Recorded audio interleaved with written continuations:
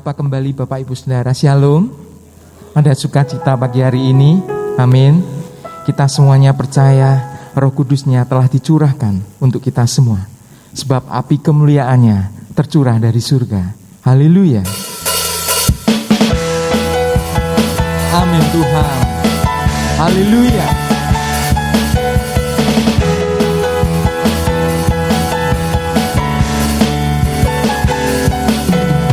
Dengarkanlah suara nafiri memanggil semua umatnya, dari seluruh penjuru bumi datang untuk menyembahnya. Dengarkanlah suara nafiri memanggil semua umatnya, gereja Tuhan bersatu kini mengangkat tinggi pandinya. Bersiap maju janganlah lengah, Yesus Panglima kita. Kenakan semua senjata Allah dalam kuasa Roh Kudus. Amin. Api kemuliaannya tercurah dari surga, penuhi kami semua. Bangkitlah gerejanya, api kemuliaannya tercurah dari surga. Beritakan pada dunia bahwa Yesuslah Raja segala raja. Sayang Bapak Ibu, haleluya. Dengarkanlah suara nafiri memanggil semua umatnya. Amin Tuhan. Dengarkanlah suara nafiri memanggil semua umatnya, dari seluruh penjuru bumi datang untuk menyembahnya. Dengarkanlah suara nafiri memanggil semua umatnya. Amin.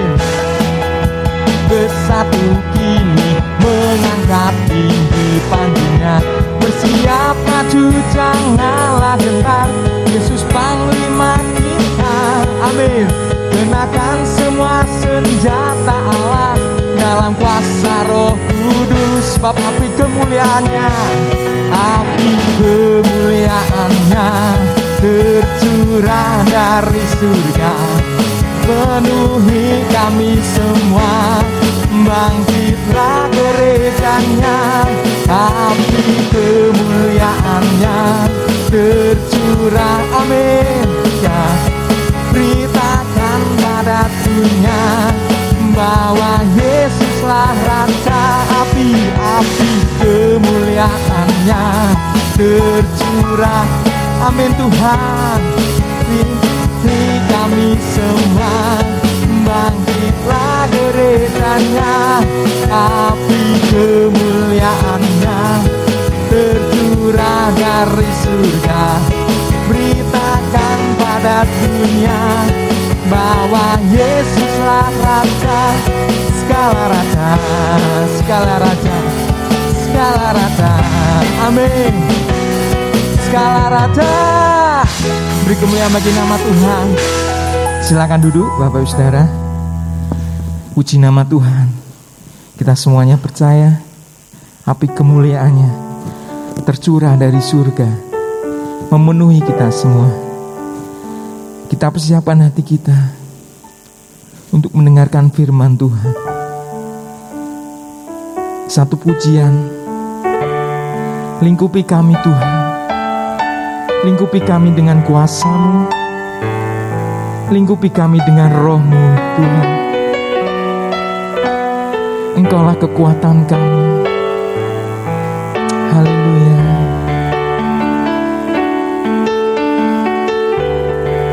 Amin. Lingkupiku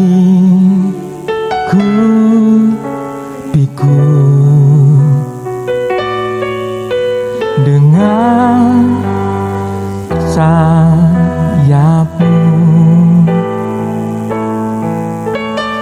namun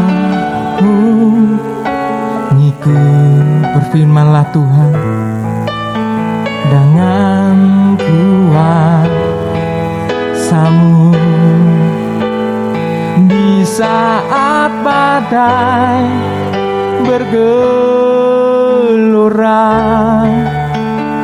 ku akan terbang bersamamu. Bapa kau Raja atas semesta, ku tenang sebab kau Allahku. Lingkupi kami Tuhan dengan kuasa-Mu, lingkupiku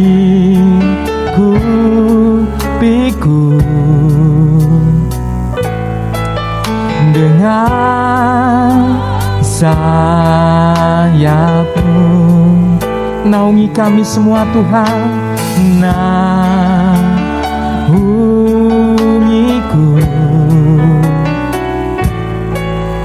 dengan kuasa-Mu. Di saat badai, di saat badai bergelora, kami tenang Tuhan bersama-Mu. Bapa kau Raja atas semesta, ku tenang sebab kau Allahku. Saya undang Bapak Ibu diri, lingkupi kami Tuhan, lingkupiku,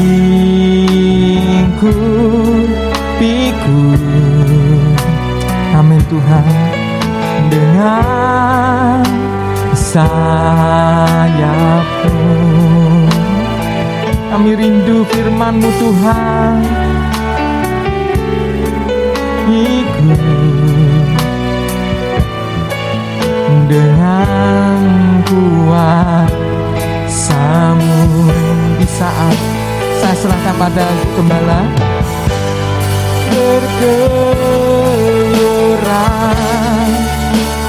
ku akan terbang bersama-Mu. Bapa kau Raja atas semesta, ku tenang sebab kau Allahku. Di saat badai, di saat badai bergelora, akan terbang.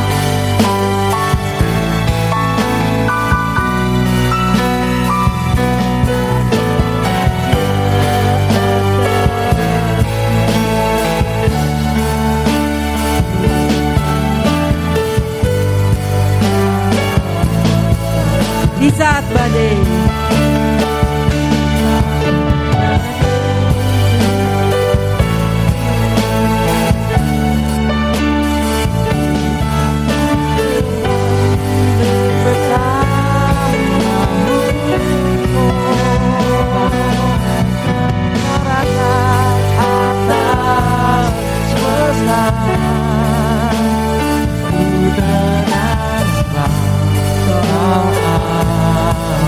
ku tenang sebab Kau Allah.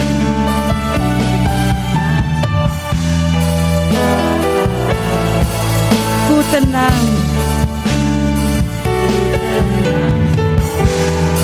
Kau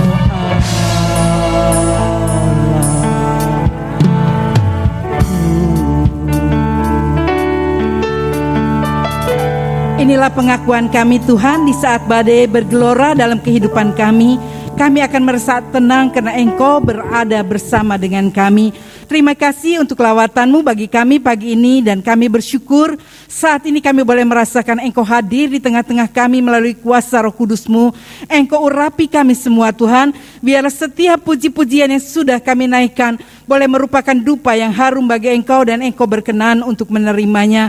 Tuhan, tolong kami semua, berikan roh hikmat, roh pengertian daripada Engkau untuk kami mengerti kehendak-Mu di dalam kehidupan kami. Pakai hamba-Mu yang tidak ada apa-apanya, sembunyikan di belakang salib-Mu. Biar kuasa Roh Kudus sendiri yang berkarya di tengah-tengah kami. Terima kasih Tuhan, jika kami ingin memuliakan, mendengar sebagian firman-Mu, ada kuasa-kuasa yang bukan daripada Engkau yang mungkin masih mencengkeram hati dan pikiran kami. Kami patahkan di dalam nama Yesus Tuhan. Biar kuasa Roh Kudus sendiri yang mencengkeram hati kami. Terima kasih Tuhan, saat ini hati kami terbuka untuk firman-Mu. Biar jatuh dalam tanah hati kami dan berbuah-buah dengan lebatnya. Kami serahkan semuanya ke dalam tangan-Mu. Sucikan telinga, mata hati kami Tuhan. Biar kuasa Roh Kudus sendiri yang berkarya di tengah-tengah kami. Terima kasih Tuhan, kami siap dan kami mau sambut firman-Mu. Kita yang percaya katakan amin. Shalom saudara. Kita bersyukur kepada Tuhan kalau pagi ini kita masih diberikan kesempatan untuk beribadah ya. Ini merupakan kita memperingati hari raya Kristen yang keberapa saudara? Yang kelima ya. Kita bersyukur pagi ini kita bisa memperingati hari raya yang kelima, hari raya Pentakosta, bukan Pante, tapi Pentakosta ya.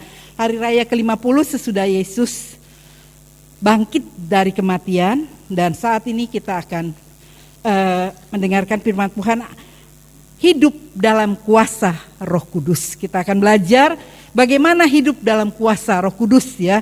Betapa perlunya orang-orang Kristen itu pada akhir zaman saat ini di mana kesulitan terjadi, apalagi di tengah-tengah pandemi. Kalau kita melihat koran dikatakan dari India sudah masuk, dari Inggris sudah masuk, dari Afrika sudah masuk. Wah, membuat kita menjadi ngeri, membuat kita menjadi takut.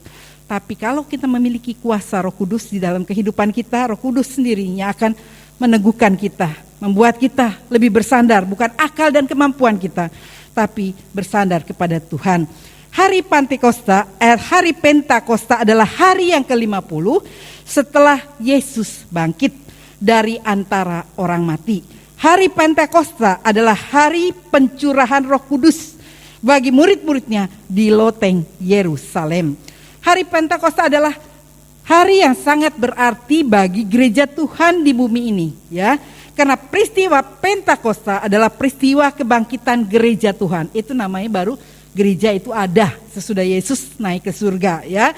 Karena peristiwa ini memberikan keberanian bagi umatnya, gerejanya untuk giat memberitakan Injil. Jadi Pentakosta ini memberikan keberanian kepada umatnya untuk memberitakan Injil.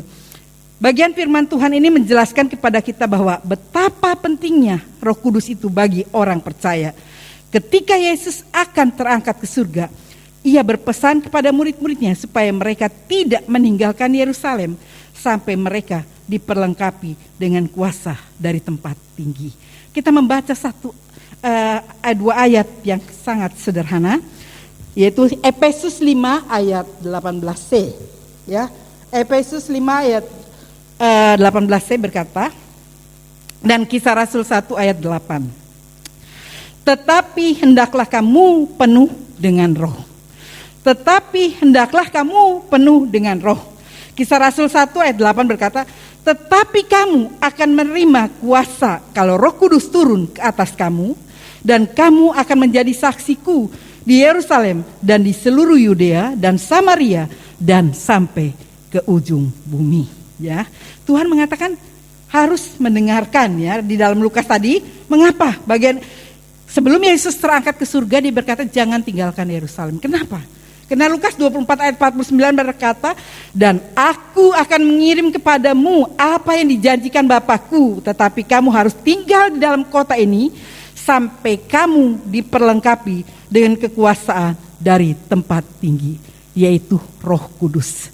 Kalau kita diperlengkapi dengan kuasa Roh Kudus, kita akan mampu menghadapi hari-hari kehidupan kita. Tanpa Roh Kudus kita nggak mungkin mampu, saudara ya. Mengapa Roh Kudus itu penting bagi kehidupan orang percaya? Mengapa Roh Kudus itu penting bagi kehidupan orang percaya? Kisah Rasul 1 ayat 8 tadi mengatakan, tetapi kamu akan menerima kuasa kalau Roh Kudus turun ke atas kamu, dan kamu akan menjadi saksiku di Yerusalem dan di seluruh Yudea dan Samaria dan sampai ke ujung bumi. Supaya kita beroleh kuasa untuk menjadi saksinya. Betapa pentingnya, saudara, kalau orang yang gak dilengkapi Roh Kudus bersaksi itu susah, gak gampang ya. Kalau gosipin orang, ceritain orang itu gampang. Tapi kalau untuk bersaksi itu sulit, enggak gampang. Karena itu kita perlu Roh Kudus untuk membimbing kita, mengajar kita untuk bisa kita menjadi saksi Tuhan. Saya ingat kalau kita untuk bersaksi kepada orang itu susah. Saya punya adik, ya, dia selalu baik, ya saudara, dia baik dengan temannya kemana-mana. Tapi temannya ini orang Konghucu, ya. Dia selalu bersama-sama. Saya berkata, kenapa kamu gak ajak dia ke gereja? Cik, kalau diajak ke gereja, yang ngemplang dia berapa kilo emas itu minjem, tapi ngambil tapi gak bayar, itu orang Kristen, majelis gereja, Cik. Nah, ya. Saudara, kalau mungkin saudara lihat, sulit ya untuk menjadi saksi Tuhan. Mahatma Gandhi pernah berkata, kalau saya mempelajari pelajaran tentang Yesus, dia selalu mengajar dengan kasih, saya hampir menjadi orang Kristen. Tetapi saya melihat kehidupan orang Kristen, ya saya tidak ingin jadi orang Kristen. Kenapa? Karena dia melihat manusia.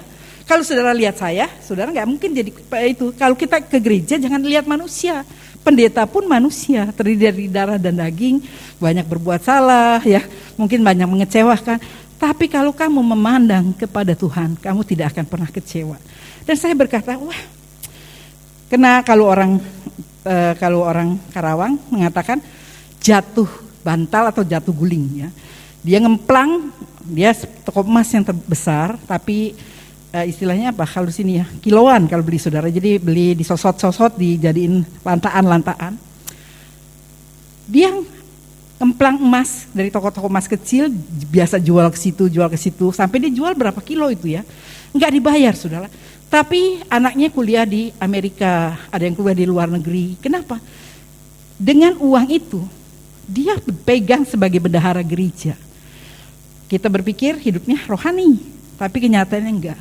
Membuat orang lain tidak bisa mau datang kepada Tuhan. Wah, orang Kristen aja katanya, orang Kristen tuh, coba saudara lihat. Orang yang jadi bendahara itu kebanyakan orang Kristen. Di kantor-kantor pemerintahan itu yang jadi bendahara Kristen.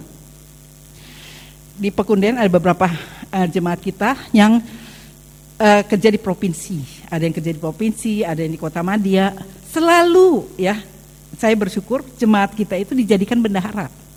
Tanpa minta-minta, dia selalu dijadikan bendahara. Dia berkata, Bu Tommy, saya kalau jadi bendahara rasanya sekarang banyak intrik-intrik ya, istilahnya mesti gini, apa gini.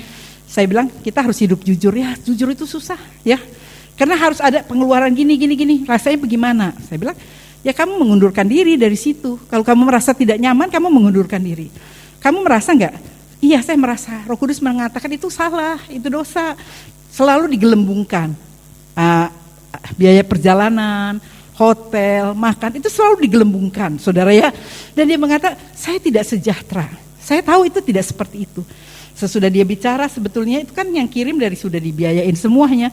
Di sana dikasih sambutan atau kasih mungkin pengarahan, kasih apa, pulang diamplopin lagi. Wah, rasanya tidak sejahtera. Saya berkata, kalau gitu kamu mengundurkan diri saja. Ya gitu toh tante, iya. Saya berkata, beberapa orang mengundurkan diri. Orang berkata, kamu gak salah. Kan orang lain sengaja beli-beli jabatan supaya menjadi bendahara. Di kantor provinsi, di kantor Kota Madia. Tapi kok kamu enggak? Saya udah konsultasi dengan ibu gembala saya, tapi rasanya kok gak sejahtera. Itu merupakan satu dosa ya. Karena memang banyak seperti itu saudara. Ada bagian personalia aja berkata, dulu ada seorang hamba Tuhan dari Salatiga. Wah, saya bagian personalia untuk pengangkatan.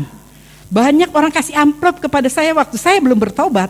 Saudara, banyak untuk supaya ditingkatkan ya. Dia punya jabatan dinaikkan dari mungkin ada berapa, dari A apa dari C ke berapa, jadi dia naik saudara. Dia diberikan seperti itu. Tapi sesudah saya bertobat, sesudah saya kenal Tuhan, apalagi sesudah saya melayani, saya merasa itu dosa. Dan saya tidak mau melakukan itu lagi. Karena Roh Kudus ada di dalam hidup kita. Roh Kudus yang menuntun kita, Roh Kudus yang menuduh kita. Saudara, perbuatan itu jangan kamu lakukan. Itu enggak betul. Nah, kalau saudara memiliki Roh Kudus, makanya mengapa Roh Kudus itu penting bagi kehidupan orang percaya? Sangat penting. Karena dia yang akan menuntun kita, mengajar kita untuk hidup kudus. Roh Kudus ya hidupnya harus kudus. Kalau orang yang dipenuhi Roh Kudus hidupnya belum kudus, masih suka ngomel, mencaci maki, masih suka berselingkuh, masih suka bermain curang, hidupnya belum dipenuhi Roh Kudus. Kelihatan dari buah-buahnya. Kalau saudara sudah dipenuhi Roh Kudus, hidup saudara akan berbalik, ya. Dari orang yang tadinya mungkin tidak benar menjadi benar. Karena itu kita sangat perlu. Untuk apa? Mengapa Roh Kudus itu penting dalam kehidupan orang percaya? Supaya kita beroleh kuasa menjadi saksinya. Kisah Rasul 4 ayat 31 berkata, dan ketika mereka sedang berdoa, goyanglah tempat mereka berkumpul itu, dan mereka semua penuh dengan Roh Kudus, lalu mereka memberitakan firman Allah dengan berani. Petrus, orang penakut, pada waktu Yesus ditangkap mau disalibkan, ada orang yang mengatakan dia, Tuhan sudah mengatakan sebelum ayam berkokok 2 kali engkau sudah menyangkal aku 3 kali. Oh, enggak mungkin Tuhan. Dia memotong salah satu tentara dengan pedang. Tuhan berkata jangan bermain dengan pedang.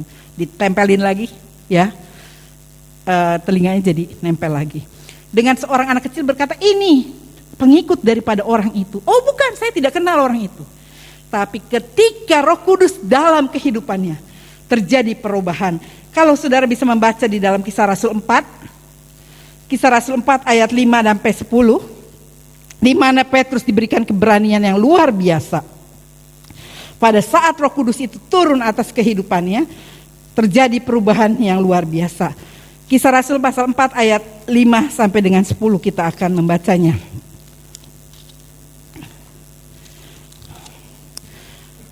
Pada keesokan harinya pemimpin-pemimpin Yahudi serta tua-tua dan ahli-ahli Taurat mengadakan sidang di Yerusalem dengan imam besar Hanas dan Kayafas, Yohanes dan Alexander dan semua orang yang lain yang termasuk keturunan imam besar. Lalu Petrus dan Yohanes dihadapkan kepada sidang itu dan mulai diperiksa dengan pertanyaan ini.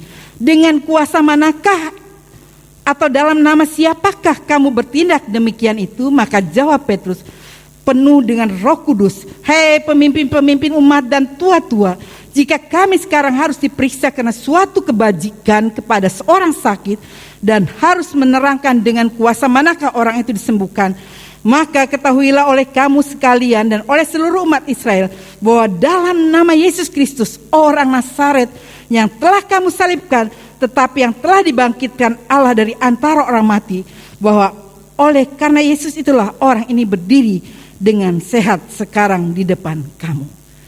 Petrus, orang pengecut, diubahkan Tuhan secara luar biasa. Sesudah dia dipenuhkan oleh Roh Kudus, maka terjadi perubahan di dalam kehidupannya.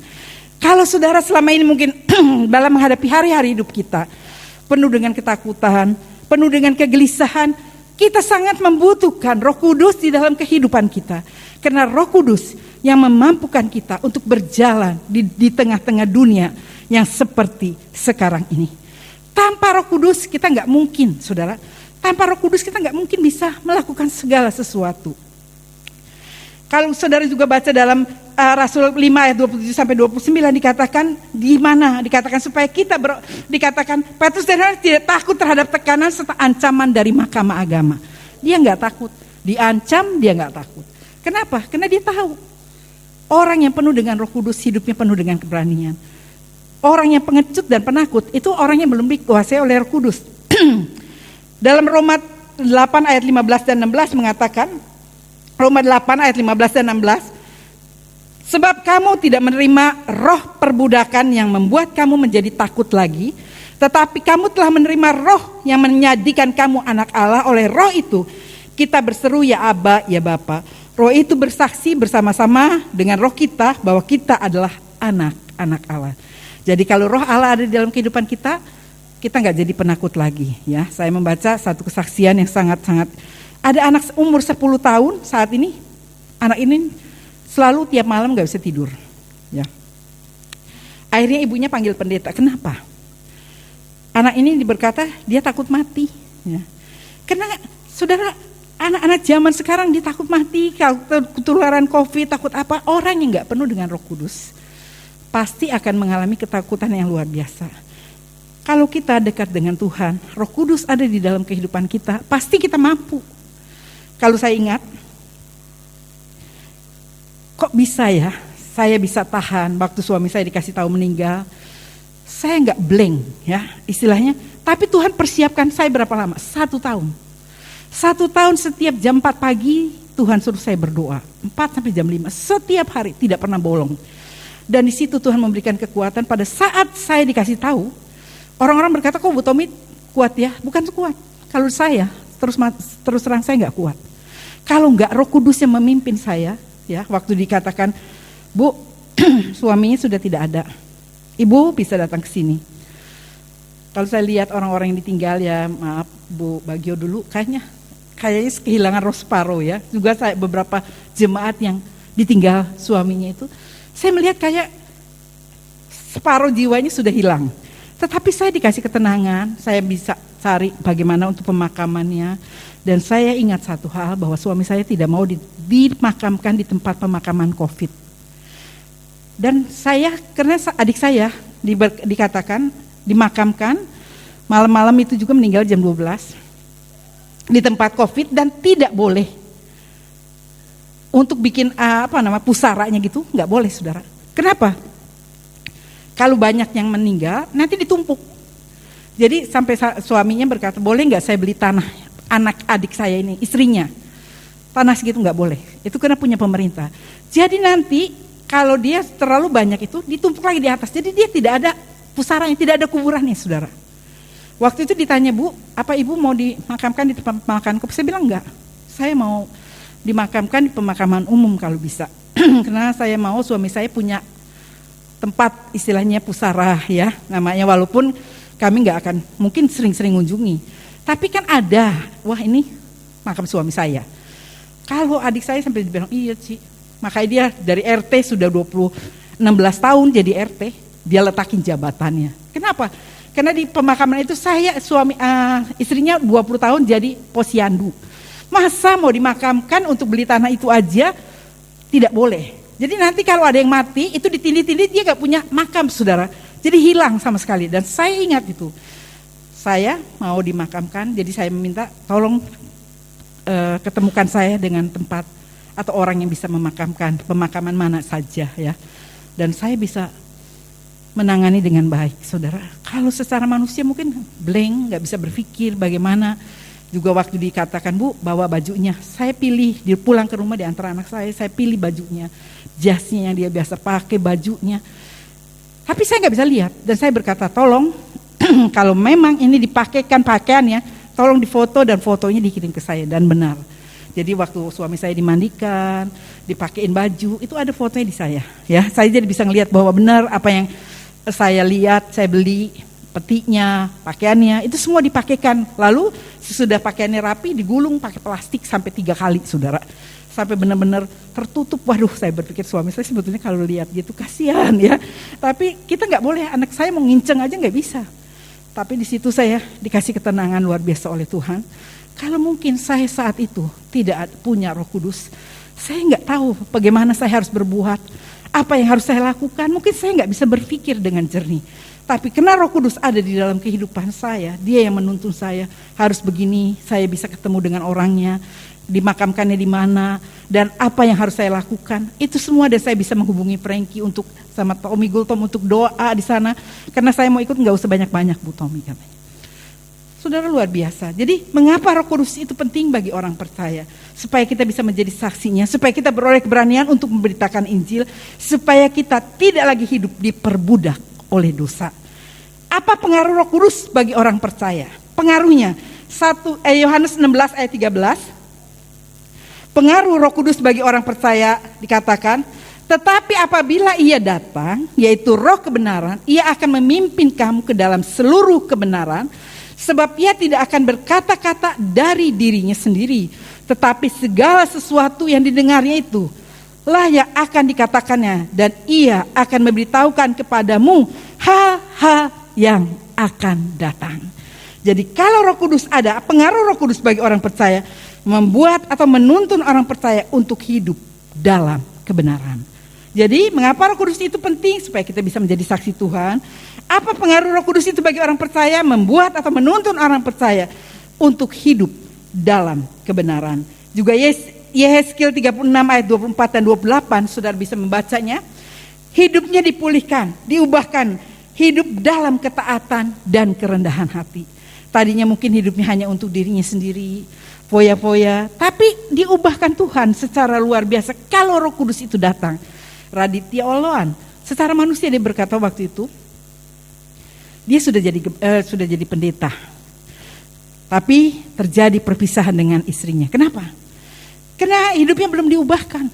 Waktu itu dia berkata, mindset saya pikir saya pendeta, hidupnya harus benar. Saya suruh istri saya baca firman Tuhan, doa. Istri saya malah terkekang, juga anak-anak saya didik dengan keras. Roh Kudus mengatakan kepada saya, bukan itu, ya, bukan seperti itu. Saya hanya menjaga image saya, menjaga aku ini pendeta, hidupnya harus gini. Roh Kudus enggak seperti itu, saudara. Roh Kudus menuntun, mengajar, sehingga terjadi perubahan. Menerima apa adanya. Roh Kudus yang akan memperbaiki, merubah kehidupan kita. Dikatakan di hidup yang dalam ketaatan dan kerendahan hati. Bukan dia merasa aku bangga dengan titelku sebagai pendeta. Jadi aku harus hidup benar. Jangan sampai dikatakan orang, kok pendeta seperti itu. Itu saya buang semuanya. Dan saya mulai hidup apa adanya. Roh Kudus menuntun dia hidup dalam ketaatan dan kerendahan hati. Suka akan firman Tuhan, hidup berpegang pada firman Tuhan. Dan diakuinya sebagai umat. Saudara, kita seringkali merasa kita harus menjaga image kita, harus menjaga kehidupan kita. Kita harus benar. Saya ingat Roh Kudus selalu menuntun orang untuk dalam kerendahan dan ketaatan. Saya ingat pada saat kami di Tegal, pertama kali kami menikah, ya, waktu itu mungkin sudah tahu, dari jemaat 15 orang. Tahu-tahu kami harus istilahnya kembali, ya, karena yang pemilik rumah menginginkan menjadi pendeta. Secara manusia kami kecewa dengan BPD saat itu. Kami harusnya kalau mungkin di Cilamaya, kami sudah semua segala sesuatu sudah ada. Tapi Tuhan izinkan kami di Tegal. Tapi waktu di Tegal baru 1 tahun. Pemilik rumah menyuruh kami untuk pindah. Padahal waktu itu suami saya belum PDM, ya. Waktu itu kalau lulusan seminari langsung PDM, tidak melalui PDP. Dan suami saya sebagai manusia kecewa. Padahal kami dekat dengan beberapa hamba Tuhan di dekat Tegal, di Palapulang, Slawi gitu ya. Kami dekat. Tetapi seakan-akan pada saat kami harus meninggalkan tempat itu, kami dijauhi, saudara. Seakan-akan, wah, ya, suami saya itu kecewa. Wah, kok manusia seperti ini ya. Dia berkata, dulu kita diundang, dipanggil ke sini. Tetapi sekarang kok sepertinya seperti itu. Suami saya tanya, Pak, saya itu salah apa sama ketua BPD? Kenapa saya harus meninggalkan kota Tegal kalau mungkin ya kena perselingkuhan, pakai uang, atau segala sesuatu? Bisa. Tapi justru kami harus meninggalkan Tegal ketika kami sedang dalam puncak-puncaknya. Orang-orang jemaat mulai suka, ya, mulai suka menyuruh kami untuk membuka gereja baru. Biar Om ganti, tapi kami taat. Suami saya taat. Pada saat itu suami saya seakan-akan kecewa sekali. Tapi Tuhan menyuruh saya pada waktu sidang MD di Pemalang, Tuhan menyuruh saya keluar berdoa, ya. Pada waktu itu malam-malam sedang di dalam, bukan di gereja kami keluar, saya berdoa di situ.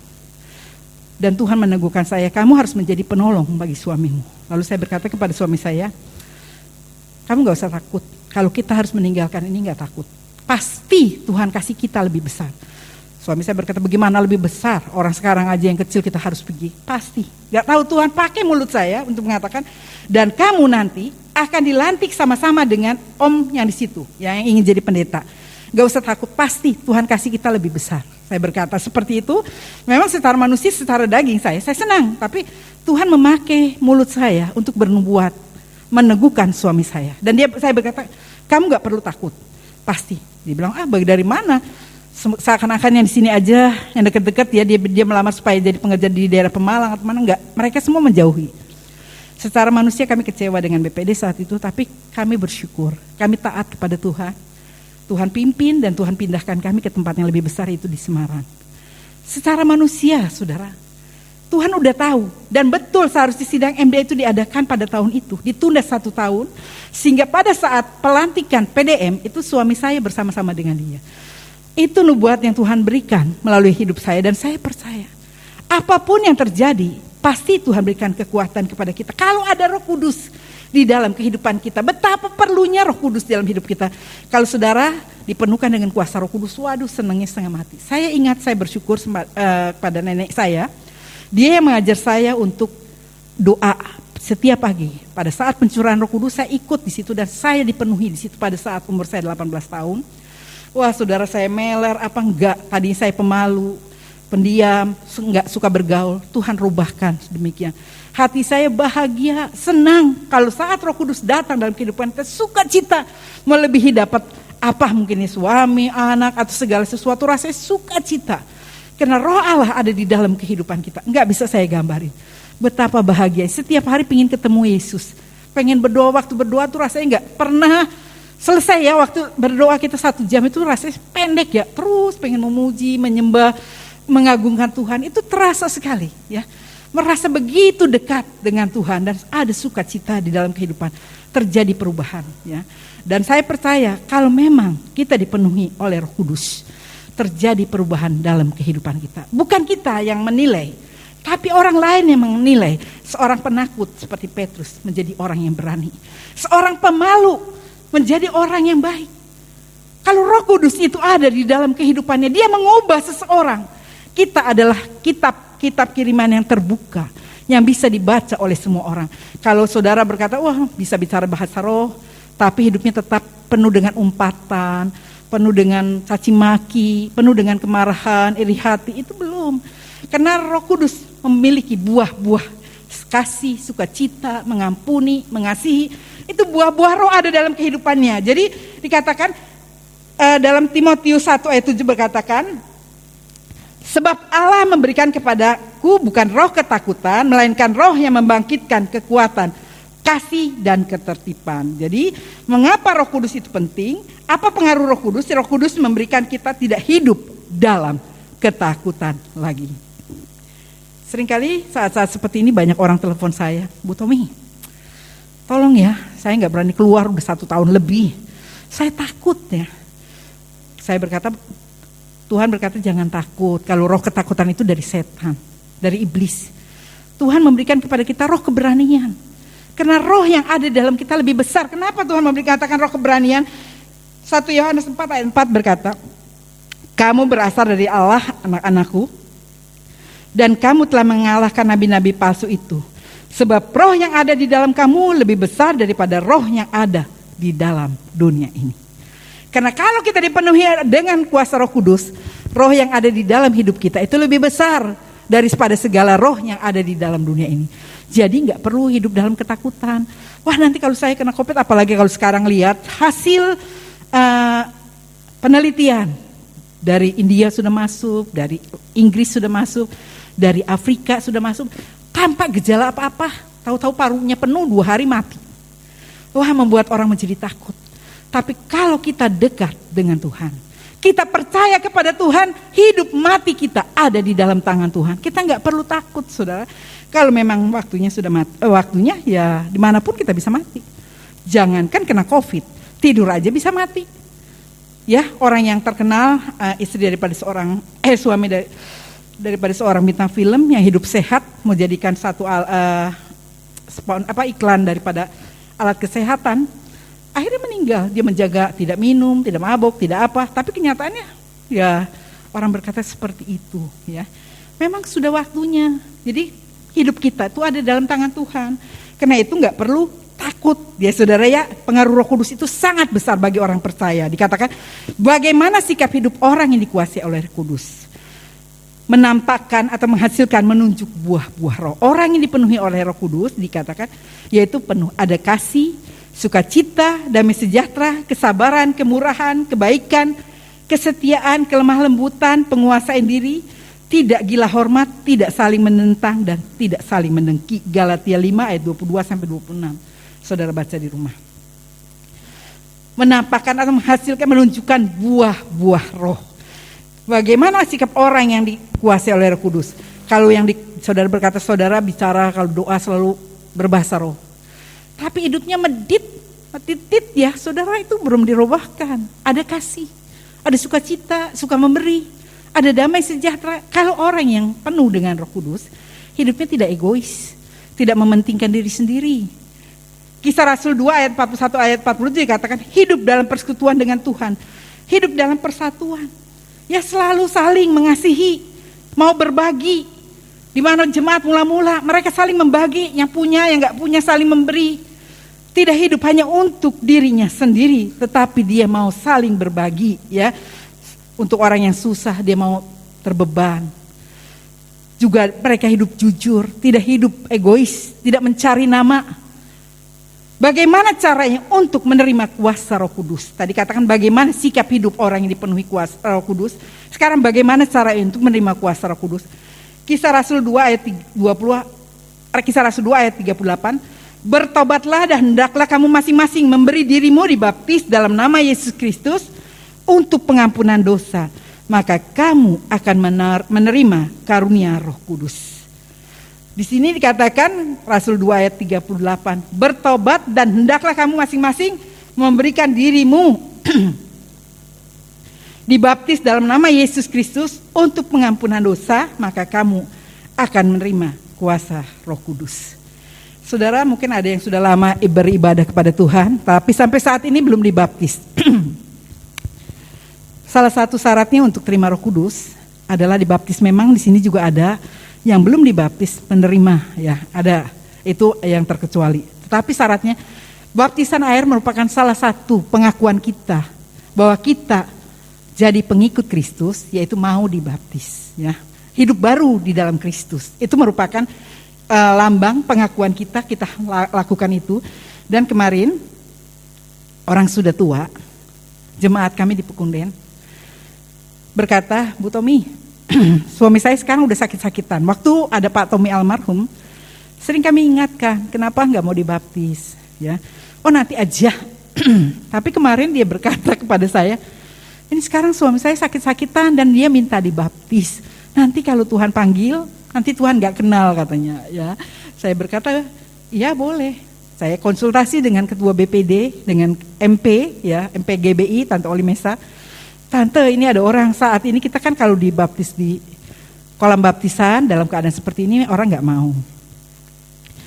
Kalau dibilang nanti waktu ini aku nggak keburu. Karena dia merasa firman Tuhan atau Roh Kudus yang ada dalam hidupnya menyuruh dia untuk dibaptis.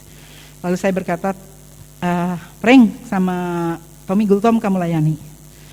Dan saya tanya, boleh Tante dibaptis? Tapi kalau memang dia sudah tidak bisa jalan, karena dia sudah pakai tongkat 2, suruh pakai pakaian lengkap di kamar mandi, diguyur dari atas sampai bawah, basah kabeh, ya enggak? Istrinya yang bisa, yang masih bisa bergerak, kalau di situ ada bak besar, suruh dia duduk, dicelupkan di situ ya saudara. Saya perintahkan Frankie sama Tommy melakukan hal yang sama. Dan kemarin dia berkata, puji Tuhan, Bu Tommy, saya sudah melakukan baptisan air. Seandainya pun saya dipanggil pulang, saya lega. Katanya dia berkata, dulu saudara seringkali kita kenapa menunggu keadaan yang berkata, kan Tante penjahat aja, kok enggak dibaptis bisa masuk surga? Karena sudah tidak ada kesempatan. Selama saudara ada kesempatan, tapi saudara tidak mau melakukannya, saudara bersalah di hadapan Tuhan. Kalau saudara sudah tahu, saudara belum dibaptis, saudara percaya Yesus, ya saudara harus dibaptis. Jangan tunggu saudara udah gak bisa apa-apa dulu. Ya, untung Tuhan masih berikan kesempatan. Kalau itu tuh memang penjahat itu diterima. Tuhan berkata saat ini engkau bersama aku. Karena dia tidak ada kesempatan untuk ikut baptisan.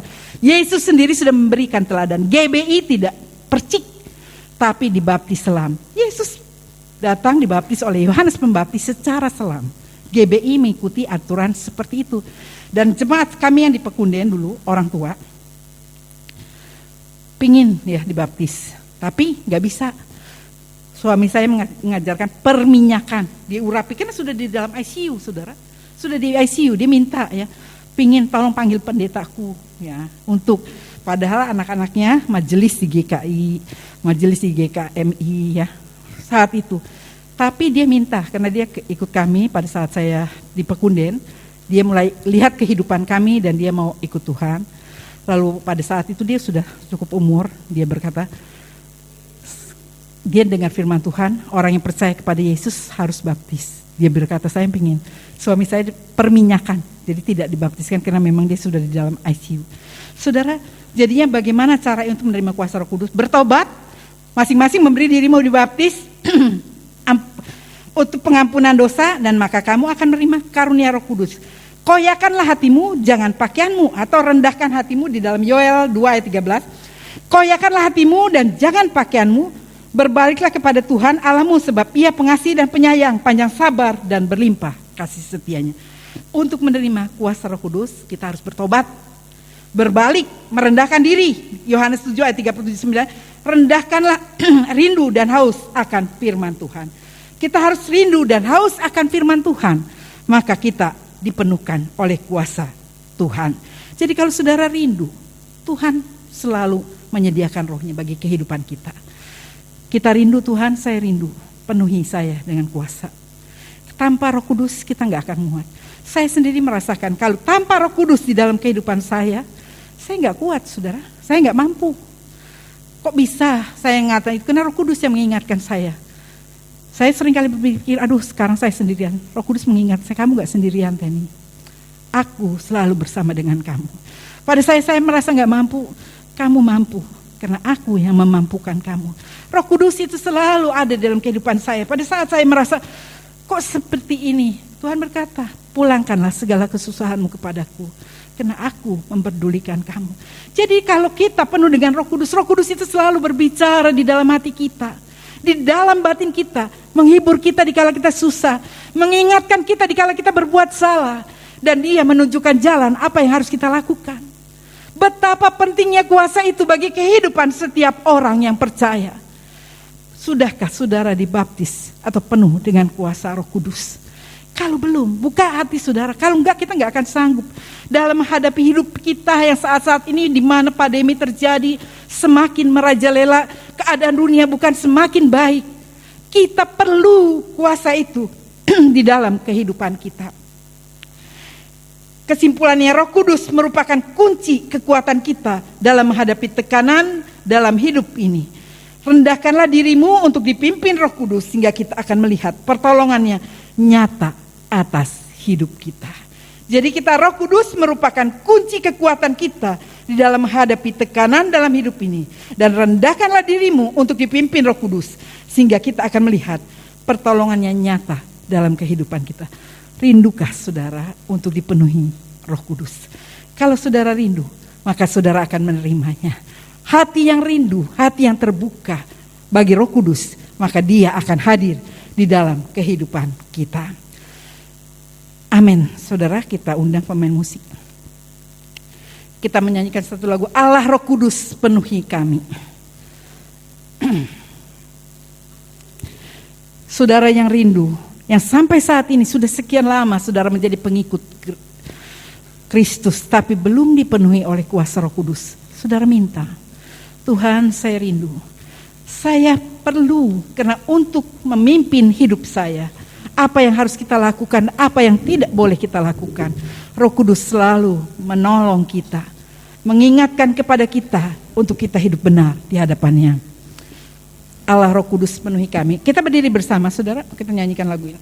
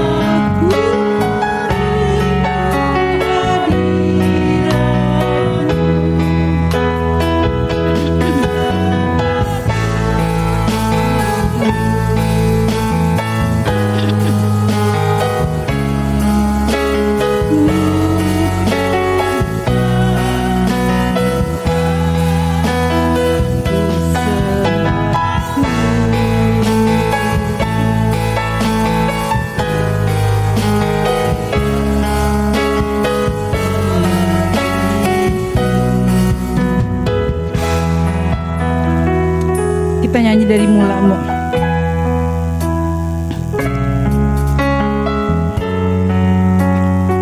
Amin.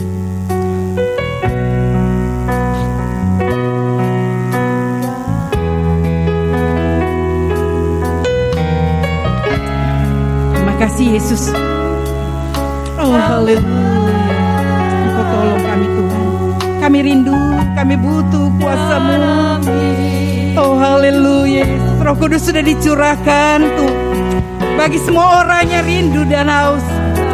Jika saudara menyanyi dengan hati yang terbuka datang kepada Dia, Dia akan mencurahkan rohnya rata bagi setiap orang yang percaya kepadanya, yang membuka hati baginya. Amin.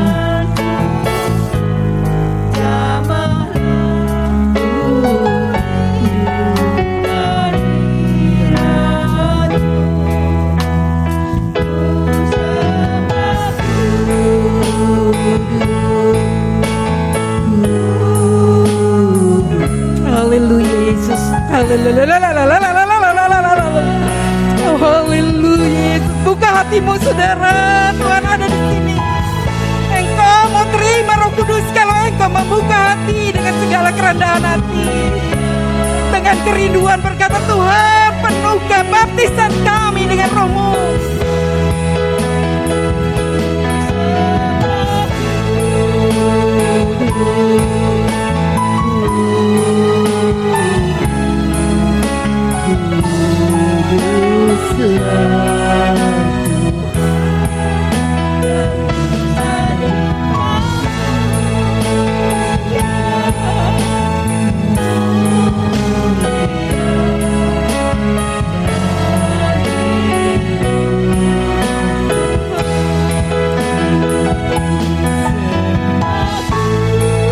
Saya minta Eliaman mau berdoa untuk firman Tuhan dan kita semua yang hadir. Saudara yang rindu, buka hatimu. Dia ada di tengahmu dan Dia sanggup melakukan itu dalam hidupmu. Haleluya Yesus. Oh haleluya Yesus. Oh haleluya Yesus. Oh terima kasih Roh Kudus. Bagimu Tuhan, bagimu Tuhan. Haleluya. Kami butuh Roh-Mu Tuhan. Memenuhi kami.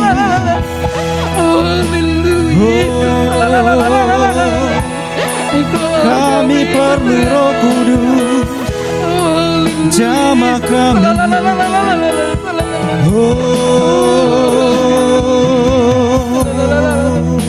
Terima kasih Roh Kudus, terima kasih Bapa. Engkau baik, sangat baik Tuhan. Haleluya Yesus. Tuhan Yesus Gembala kami yang baik. Terima kasih Tuhan. Hati kami penuh dengan ucapan syukur kepada-Mu pada siang hari ini, Engkau sangat-sangat baik. di mana kami seluruh umat-Mu boleh berkumpul, berhimpun, untuk bersekutu, beribadah kepada-Mu Bapa. Pada kesempatan ini Tuhan kami boleh menerima kebenaran firman Tuhan. Kami dikuatkan dan kami diingatkan kembali bahwa kami perlu Roh Kudus di dalam kehidupan kami. Benar, sangat baik. Karena kami manusia terbatas, karena kami manusia yang lemah Tuhan. Ketika kami menghadapi masalah, persoalan, pencobaan, dan sehingga kami mudah menyerah dan putus asa. Terima kasih. Kami merasa tidak kuat, tetapi karena kami percaya bahwa Roh Kudus ada di dalam hidup kami, sehingga Roh Kudus memampukan kami untuk menghadapi setiap tantangan dan pergumulan yang ada. Karena Roh Kudus yang memberikan kekuatan di dalam kehidupan kami, sehingga kami Tuhan mampu Benar, Yesus. untuk menghadapi dan melewati setiap pergumulan yang berat. Tuhan Yesus, Amin. biarlah Engkau jamah kami semua. Biarlah Roh Kudus itu terus, ya Tuhan, bekerja di dalam kehidupan kami. Roh Kudus tinggal di dalam kehidupan kami. Sehingga ya Tuhan, di dalam kami menjalani hidup ini Tuhan, Terima kasih. kami tidak mudah Amin. menyerah Tuhan. Kami tidak mudah, ya Tuhan, lalai dalam menjalankan setiap tugas kami. Tuhan. Di mana Engkau berkata bahwa Aku akan memberikan Roh Kudus, curahkan kepada umat-umat yang percaya. Amin. Dan itu ya Tuhan yang kami percaya. Terima kasih. Dan itu yang kami terima, Amin. bahwa Roh Kudus ada di dalam kehidupan Amin, kami Tuhan. sebagai orang-orang percaya. Tuhan Yesus, Engkau pakai kehidupan kami. Benar. Engkau Tuhan yang memberikan kekuatan dalam Amin. kehidupan kami. Amin. Bahkan Engkau Tuhan pakai setiap kami juga untuk boleh memberitakan kebenaran firman-Mu Terima kasih, Tuhan, Tuhan. memberitakan Injil ya Amin. Tuhan, Amin. terutama bagi keluarga-keluarga kami Benar. yang belum mengenal Oh, Tuhan, haleluya. sehingga melalui kehidupan kami Terima kasih. boleh memenangkan orang-orang di sekitar kami, Benar. orang-orang di lingkungan kami. Amin. Tuhan, oleh karena dorongan Roh Kudus yang terus membimbing dan menuntun kehidupan Terima kami. kasih, Tuhan. Tuhan Yesus, ampuni kami kalau sering kali kami melalaikan firman-Mu, dan bahkan kami mengabaikan gerakan Roh Kudus itu di dalam hidup kami. Terima kasih. Dan melalui firman yang kami terima Amin. pada siang hari Amin, ini, Tuhan. biarlah kami membuka hati kami untuk Roh Kudus Amin. masuk tinggal di dalam hidup kami, sehingga kami Tuhan terus berjalan dalam pimpinan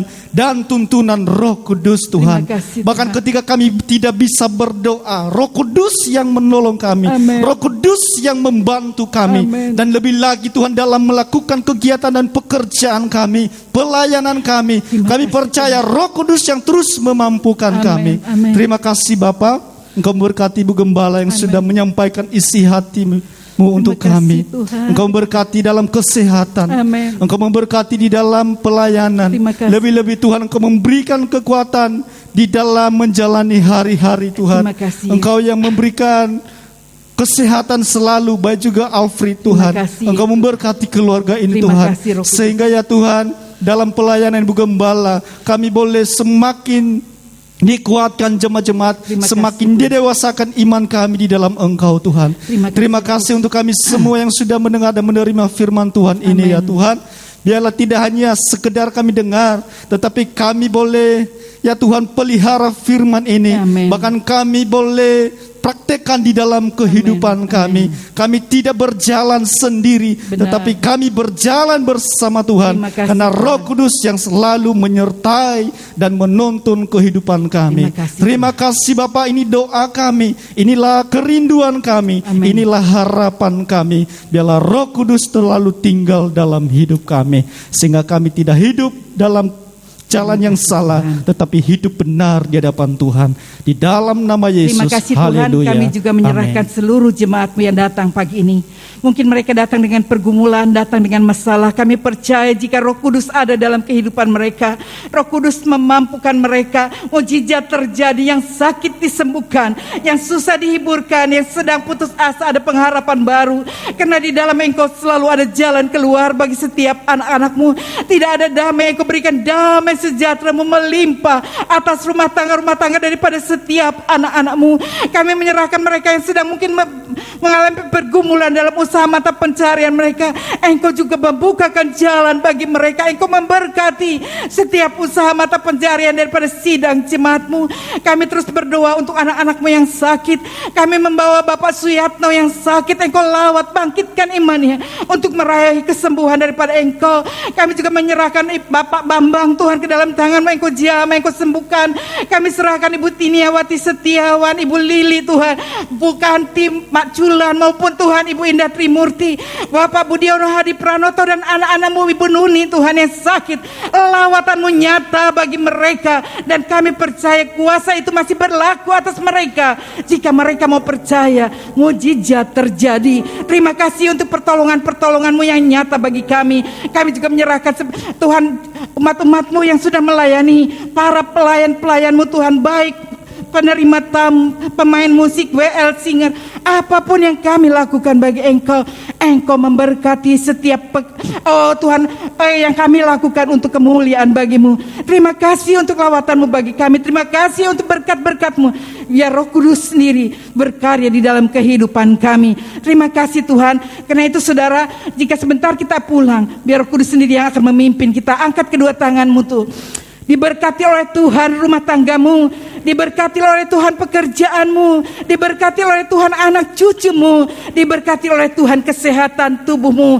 Dimanapun engkau pergi, Tuhan memberkati engkau. Karena itu saudara-saudara yang kasih Tuhan, marilah kita pulang dengan membawa berkat, anugerah dan kasih setia Tuhan yang akan memimpin, menyertai, menerangi langkah hidup kita mulai saat ini sampai Yesus datang kembali. Kita yang percaya katakan amin. Selamat pulang saudara yang pernah janji untuk membayar aksi sosial. Saudara bisa mengembalikan kepada Bapak Timotius Budiono. Karena ini sudah 6 bulan ya. Kita tetap ada. Kemarin ada juga yang baru meninggal. Ada beberapa jemaat kita yang baru meninggal. Itu juga membutuhkan dana.